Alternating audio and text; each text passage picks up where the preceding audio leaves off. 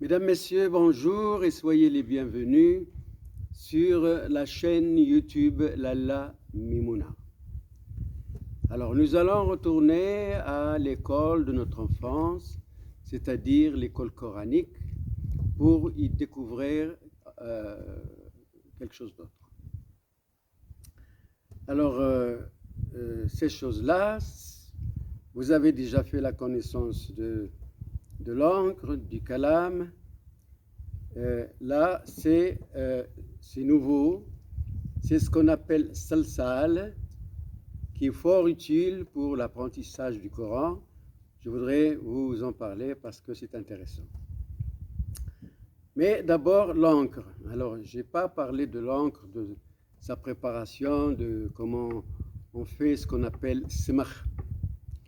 Alors, tout cela mérite, à vrai dire, une vidéo, faire un exposé sur les encres, sur les différentes recettes. On peut dire recettes aussi, c'est un peu comme la cuisine, les encres. Car voyez-vous, on a écrit bien des recueils, bien des traités sur la préparation des encres. Et là, je vais vous parler de cette encre que tout le monde connaît au Maroc, qui est connue dans toutes les régions, à savoir, encore une fois, semach, l'encre noire. Alors, elle est à base de laine, c'est de la laine, d'abord, qu'il faut la laine de mouton, de brebis, et de préférence, disent les experts, la ventrale. Et elle s'est frottée à toutes sortes de choses, ce qui fait qu'il devient une laine de qualité pour la préparation de l'encre de semach.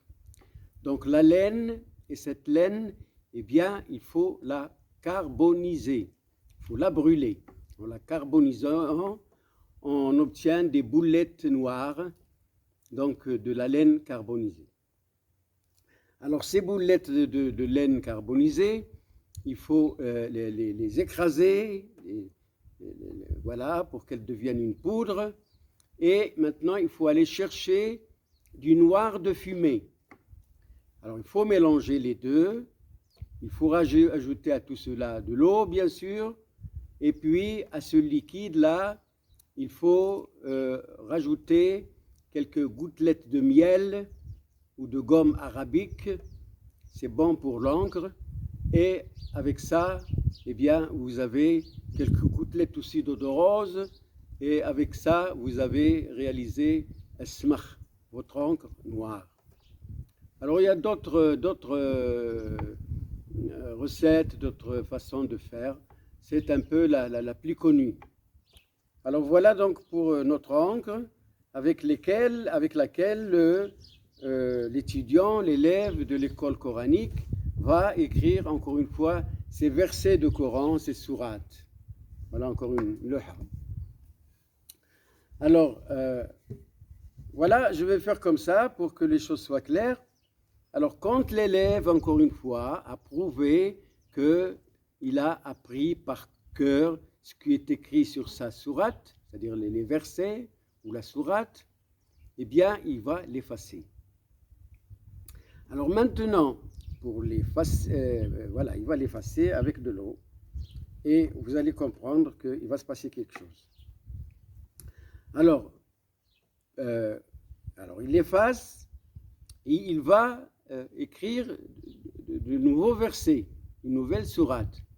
Mais avant, voilà, et là je reviens à ce qu'on appelle salsal, que voici, et qui est tout simplement une argile. Alors, ça peut être sous forme d'argile déjà au départ, à l'origine.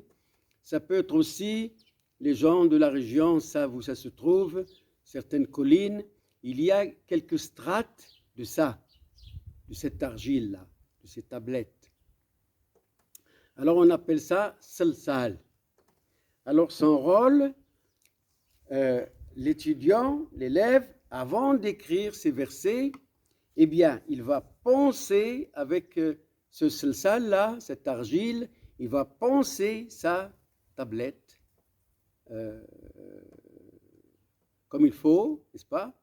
Et alors pourquoi? Eh bien, c'est pour avoir une on va dire, une mince pellicule blanchâtre sur sa louha.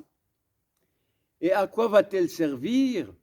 Eh bien, elle va servir à fixer l'encre, le trait, l'encre. Donc, salsal, on peut dire que c'est un fixateur. Il va servir à fixer, à bien écrire.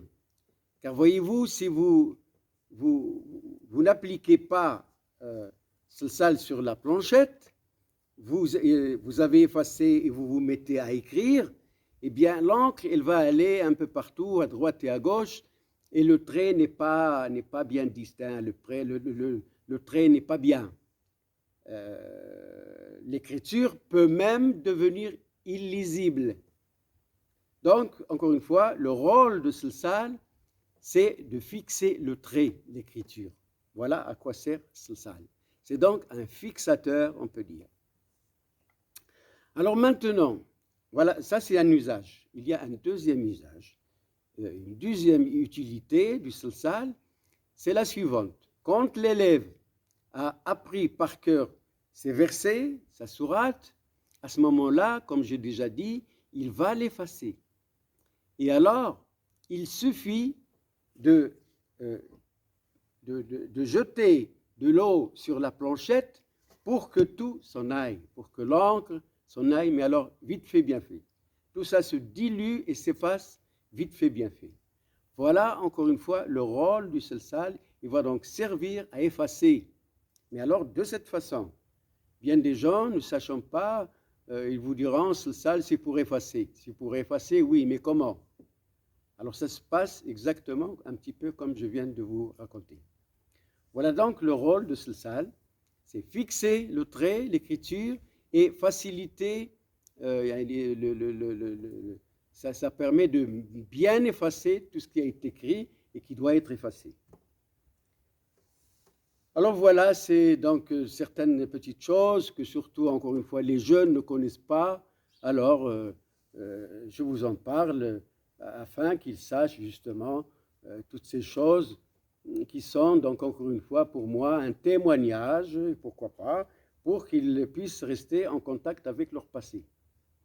Mesdames, Messieurs, je vous remercie de votre attention et je vous dis à bientôt pour parler d'autres choses. Merci encore une fois.